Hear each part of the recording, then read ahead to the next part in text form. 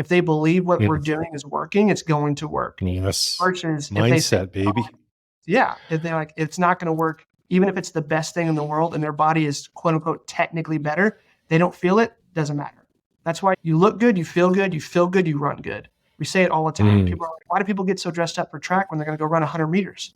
I'm like, they look good, they feel good. They feel good, they run.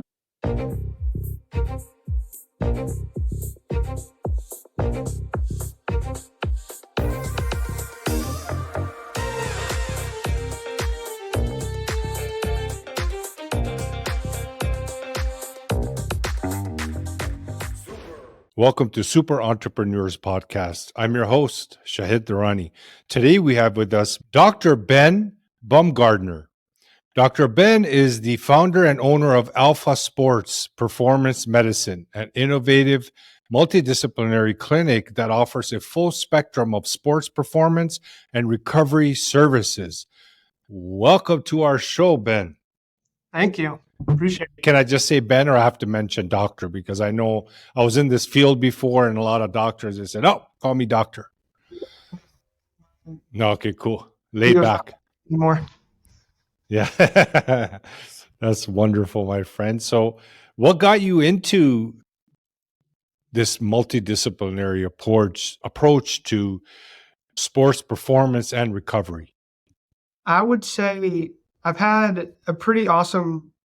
I've been blessed in my life to have pretty amazing experiences pretty early on. And one of the experiences that I had was working with the USA Track and Field head female athletic trainer. She actually came and worked with us for a couple of years while her husband was working at Texas A&M as a strength and conditioning coach. And while she was here, she introduced me to really the world of USA Track and Field, which is where I got my second introduction into that multidisciplinary style of practice and really got to see, okay, at the top of the top level, USA Track and Field. It's a bougie national governing body. They take care of their athletes really well. And what they do is they bring in chiropractors, physical therapists, nutritionists, or dietitians, DOs, MDs, and sports psychs when we go on our big major events. And I got to see what a team like that looks like and got to see how flawlessly it runs through. Like when we're on a week trip with someone or with a group this year, I got to go to Puerto Rico for a week with our U20, our Pan Am U20s, so athletes underneath 20 years old. And while we were there, I got to really just exemplify why that multidisciplinary team practice approach just works so well. And it's because you don't have to be a jack of all trades and a king of none. You get to be really good at your one area and then allow someone else to take over in their area and be amazing as well. And so I'm not having to try and do everything for everyone that comes in. I tried that early on in my practice, and I really was a jack of all trades. I was doing nutrition for people. I was doing rehab. I was doing training. I was doing chiropractic. I was doing physical therapy, all of it, but I wasn't doing it as well as I could have. So I decided, once I got to see what that looks like, to really just take a step back and say, okay, I'm going to do my area really well. I'm going to be the best that I can be in my area, and I'm going to grab somebody else to do the best they can be in their area, and I'm not going to have to worry about them. So really getting to see that and then getting to see what the type of care and the level of care that you get when you do that is exponential. When someone can just focus on their area and I get to focus on mine, our combined efforts are exponential than what we would have done had we had one person trying to do everything themselves. But yeah. You see this a lot. I have some experience working with chiropractors, and they tend to get into those different areas because they're very passionate about health and improvement in individuals. So they want to do the nutrition, they want to do all aspects of it to provide that holistic approach. But you have a valid point, because it's just like in business. When you get into business, you don't want to have everything. You want to have some sort of a niche where what you basically get known for, and that becomes your specialty. Yeah, for sure. Yeah. Yeah. And that's what you're known for now because of that combo, or is it specifically? Our clientele that have been coming in for the last 7 years, from us the very beginning, they still see us as just a different style of chiropractic, right? They'll come in and they get their soft tissue and adjusting and rehab, and we look very PT-like as well. until we go to a, and so those people I would still say they're like, oh yeah, go see my chiropractor, versus our new clientele that are coming in, our new athletes that we're getting in. We're doing a better job of educating them on what it actually means to be in a multidisciplinary practice and what it means to have access to different disciplines and what each of us does really well. Because sometimes there'll be someone that'll come in that either just doesn't vibe with me or one of our other clinicians. And we say, hey, I think you're actually going to do better over here. I'm going to go ahead and do your exam and everything, get you going today and fill this person in. But next time you come in, you're actually going to go over here instead. And we have athletes asking all the time, what about the massage? How does that work? How does the nutrition aspect work? And all these other different types of things.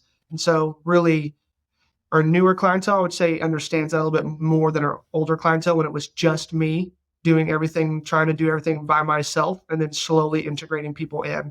So kind of half and half. But I would say most people now, I don't even know if they know our full name. Alpha Sports Performance Medicine is like a lot to say. So like everyone just calls us like Alpha Sports or Alpha, which I'm fine with. Honestly, I shorten everything up. Cool name. Yeah. Our audience is very much filled with entrepreneurs when they have children. And I notice that you work with all ages, and obviously it brings its own challenges. How do you tailor the approach when working with the younger athletes versus professionals? The younger athletes are honestly more complicated than the professionals. Once you get to that professional level, they pretty much know exactly what they want. I know. I thought it would have been the other way coming into it, but they're like, I want A, B, C, and D. And if you can't do those things, they go somewhere else. For the longest time, we tailored our approach based on what they tell us that we need. For the longest time, I didn't do any sort of like dry needling. They're like, you need to do dry needling because I'm tired of having to come to you for this and then go over there for that. I was like, okay, let's get this done. So with our kids, the hardest part is they don't know what works well for their body yet. So when they come in, it's a lot of trial and error. But they believe they know. Yes, they watch enough to say, oh, I need this. And that's not necessarily appropriate maybe for your case right now, maybe later on, but we always try to give them a little bit of taste. It's anytime somebody comes in and, hey, my low back hurts. I'm like, cool. It's because when you're working out and you're squatting, your ankle isn't moving the way it needs to, and therefore you're compensating with your low back. I still have to touch their low back. Otherwise, they feel like they didn't get seen or heard, right? The issue may be somewhere else. It's the same thing with all of the kids. When they come in, they're like, I really believe that this needs to be done. In some way, shape, or form, we touch it or palpate or we do whatever the procedure they're thinking they need. And we see, that's actually not giving you the relief that you think it would. This is what we actually need to do. So for kids, it's a little bit more trial and error. I would say for our weekend warriors that either haven't been moving as much or they're getting back into movement, gets a little bit more complicated as well, just because they're having to refigure out at this stage of life what works well versus what worked well when I was younger. Because kids, honestly, I mean, we see a lot of pro track and field, so we see a lot of like younger track and field. There's kids that are running like a 400 that are recovering during the middle of their race. Like they just recover so fast, whereas we're dying. We need days to get back to where we were prior. It's always interesting and fun to communicate with them and try to pull out the information that we need. Ben, can you give us some sort of tips for entrepreneurs that are consistently sitting at their desk or in a chair that just don't feel like they have the time to even take a little walk around, and they're just really busy. They can't leave the computer, or from the computer, if they have to use the bathroom, whatever they need to do, they're on their phone. Any recommendations for that type of business owner that they could start doing immediately to start loosening up the body to avoid issues later on? Yeah, definitely. So as people that are like in the middle of that grind, right, they just can't get away and they're just constantly glued to a screen of some sort, the best thing to do, honestly, is to move the screen around. So that's either if you're on your phone to hold it up, hold it down, hold it in the middle, then hold it down. So we're not sitting in the same position, because when you think, everyone thinks that a standing desk is like the best option. And a standing desk works really well, but what's better is a desk that can move up and down easily so that we're standing, we're sitting, we're somewhere in between. And what I like to tell people is that when you are standing, stand all the way straight up with like your knees and legs directly underneath you, and then get like a little bit of wider stance, and then a wider stance, and then a wider stance, and change that back and forth, because that changes the dynamics of how you sit and stand while you're doing whatever it is you're doing. Because motion is key. If we don't use it, we lose it. Everybody's heard that and everybody understands it. So we just got to manipulate our desk, in my opinion, is one of the easiest things to do is just pull the desk Good. up, pull it down, sit at different levels, different heights. And if you're actually sitting, you can do the same thing. If your desk is a little bit higher, you legit have to sit up a little bit further on your seat, a little bit higher so you can get up to do it. And then you can move it down, and then maybe you can lean back in your chair a little bit more and get into a relaxed position, if you will. But it's changing the position that you're sitting in for a long period of time and changing the position of your screen. Even if your screen can move on your desk, pulling it up so that I'm looking up a little bit or that I'm looking straight down or straight across, and then I'm looking down a little bit. It's the changing in the dynamics that is really going to help you the most without actually being able to get up and go walk around for 5 minutes, get up and do some stretches with your head. Okay, so Ben, can you share your number one go-to strategy to acquire new patients? Ooh, that is the hardest part in my industry is figuring out what is it that actually works. And I just know someone in the audience is in this field is ask him this question. So that's why it came to heart. I believe fully, I'm very good at selling myself once I'm in front of somebody. So I put myself in front of people as much as humanly possible. So we work events all the time, and we never charge to work events. We don't charge for our services while we're at events. So we'll go, like we just worked a marathon and a half marathon. We're working another half marathon or marathon in about a week and a half. And we have a giant CrossFit competition that we're providing recovery for. We'll have 25 providers out there taking care of 2,000 athletes. And we do that a couple different times a year across the state of Texas. And so for me, I think those are our best marketing dollars, if you will. Sometimes we have to pay to get into those events, but most of the time after we've done it at least once and the people who put the event on see the value that we bring, they let us come in for free. And so while we are there, that's our marketing. We're showing our skills and showing what we do, because what we do is so different than the normal provider. And what our practice actually provides is so different than what everybody else does. Performance medicine is not people think they know what that means, but if you say performance medicine, most people are going to automatically think of an osteopathic or an ortho place. They're like, oh, that's where you go to get your surgeries when you have an injury or something like that. Whereas we're true performance, it's everything before that and everything after that. So for us, it's getting out, letting people see firsthand, what does it mean to come into alpha sports? What does it mean to be an alpha? And for us, it's athletically affected by habits and actions. Good. So we're very big in making sure that we give people the tools that they need so that they can make habits and actually be able to, one, stay healthy, but also stay doing the things that they love. Yeah, Ben, I agree with the events. We used to do them as well. We had a multidisciplinary clinic as well, and I was very much involved in the events.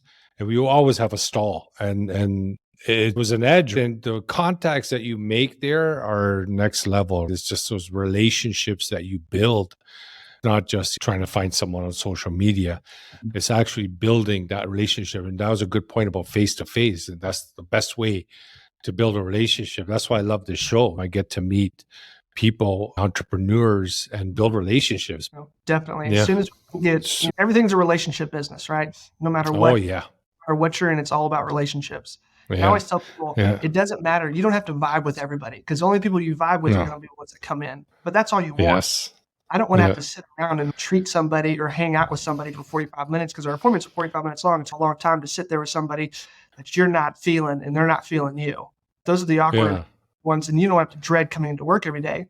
So don't try to get every single person that's out there. Try to get the people that vibe with you, that understand what you're already doing, and then educate them better. Yeah, I call it life is one big relationship. You have your relationship with your parents, then you get married, and business is just relationship. Business is not the brick and mortar, it's the people. It's a major aspect. You mentioned, or I saw that you're investing in various businesses, people, real estate. How does your background in sports medicine influence your investment philosophy? We've been fortunate to have a couple of mentors. That's what they do, is one real estate investing and the other one is investing in more businesses and people. And so we've had a unique opportunity to be able to actually, those I feel like have influenced my business practices more than my business practices have influenced my investing. So I would say the ability to be financially literate, which I feel like most of the country and most of the world is financially illiterate and doesn't understand like debt and how to use it, versus debt is this all big baddie that can't be touched, so to speak. So understanding debt, understanding finances, understanding loans and notes and how to actually manipulate them to where they can work for you helps in the business aspect to be able to say, okay, we have this deal or this shiny object that has come across our desk, right? The first thing I do, is it going to be profitable first? Let's see how many ways could I make it profitable? Because I just don't want to say, oh, it can be profitable in this one way. It's like real estate. You don't get into it with one exit strategy. You get into it where 3 exit strategies work. It's kind of a similar thing. It's, can I make profit this way or this way? I want really at least 3 ways to make profit off of a deal that we're going to be doing. And so if we can't, we push it to the side unless it keeps popping up or they really catch my interest in something, which happens a lot, that visionary tendency of having 99 ideas every week and only being able to implement maybe half of them a Well, month. yeah, that's So, good, Ben. That means that you're usually in the market for business funding, correct?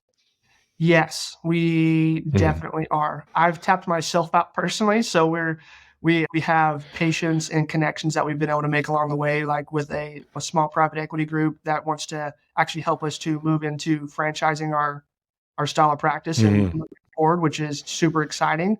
And then we've got some other VCs that we're, talking to and looking at and stuff like that. So yeah, no, Good, Ben. If you want to give us a try as well, we have a largest funding marketplace available for you to tap into for any kind of project that you may have. Yeah. And you can also become a partner where you can do your own deals and help your other colleague doctors get funding as well, and then earn on that as an opportunity for passive income as well.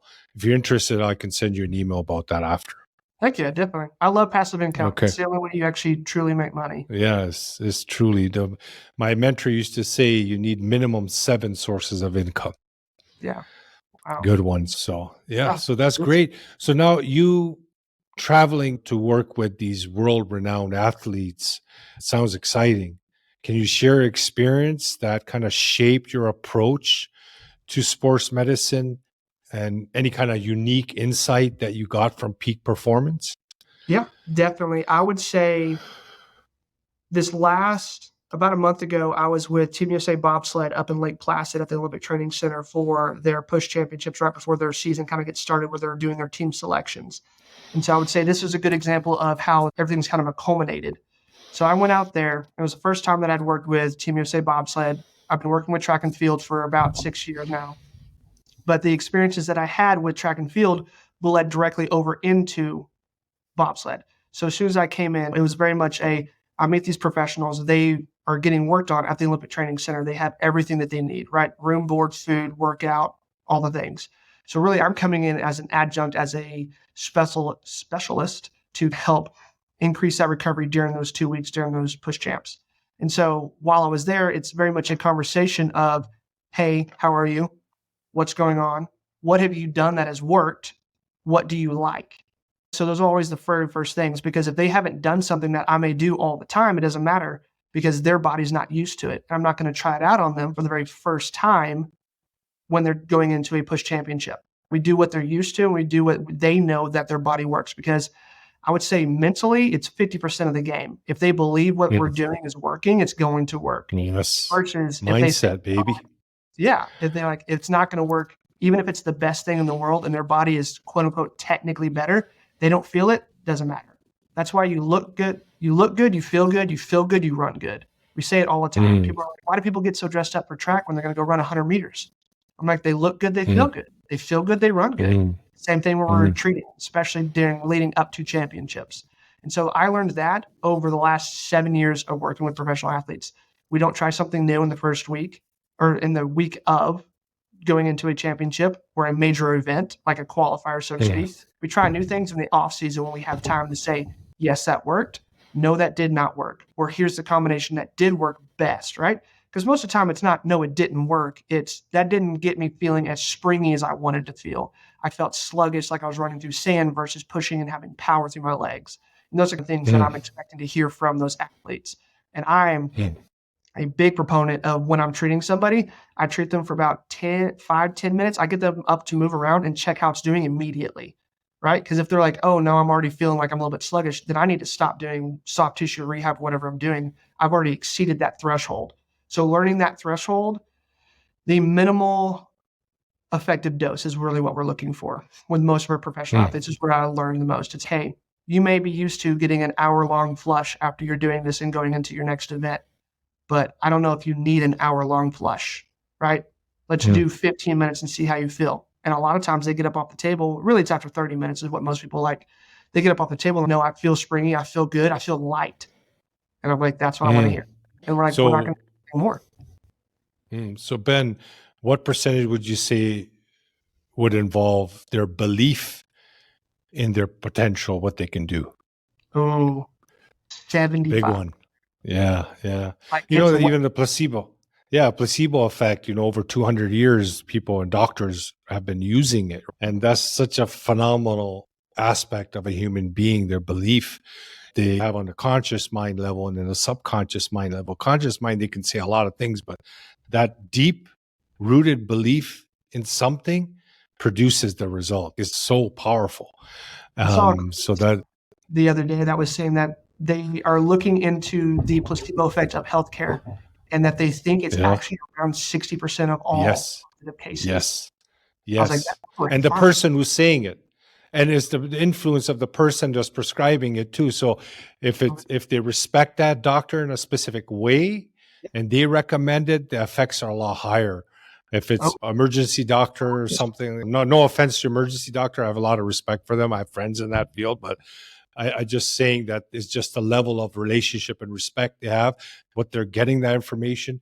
And the beautiful part is you can incorporate that for your own life as well. Like I oh yeah.